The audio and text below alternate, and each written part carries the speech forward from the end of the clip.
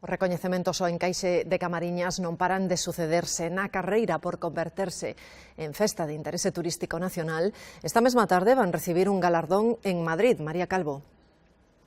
Sí, efectivamente, é un dos premios á moda e á excelencia empresarial que concede a Asociación de Novos Deseñadores Españois ao Concello de Camariñas, coñecido internacionalmente polo seu encaixe. Todo un sinal de identidade que coidan con esmero e precisamente por iso van a ser premiados por conservar unha actividade artesanal que conta con máis de 600 anos de historia. Ademais, tamén valoran que non saquen a produción fora de España e, sobre todo, o traballo constante e incansable das palilleiras que conseguen que este son tan característico perdure xeración tras xeración. A vila exhibe con orgullo o seu patrimonio cultural e así mesmo van a recoller esta mesma tarde ese premio honorífico nacional á moda, un fito máis para a historia do encaixe. Calcúlase que en Camariñas hai unhas 2000 palilleiras.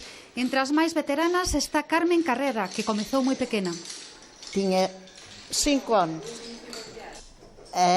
Teño 85, son 80. E penillei sempre. A min encantame. O que pasa é que despois collo e levo riñidos, deis almohada. Como é eso? O meu fillo. Non penilles máis, xa penillestes bastante. Pero eu sigo.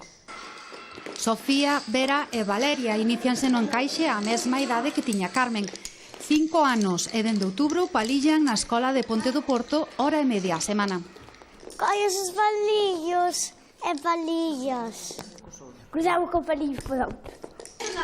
Precisamente por manter tan viva a tradición, reciben esta tarde o galardón honorífico dos Premios Nacionais á Moda e Excelencia Empresarial por conservar os usos e costumes, transmitindo coñecemento na elaboración do encaixe de Camariñas. Aprenden na escola, pero estas nenas veno na casa. A miña abuela palilla moi rápido e fallo ben. Quen palilla na tua casa? Miña abuela, miña outra abuela e eu. O encaixe de Camariñas vai no noso corazón onde vamos, Onde vamos levamos unha gotiña de encaixe. Colleslle moito cariño tamén, Eu agora teño moita pena, deixalo aos meus penillos, deixalo a miña, teño moita pena. Esta artesanía foi o sustento de moitas familias en Camariñas durante séculos e agora batalla por seguir sendo o motor económico da zona.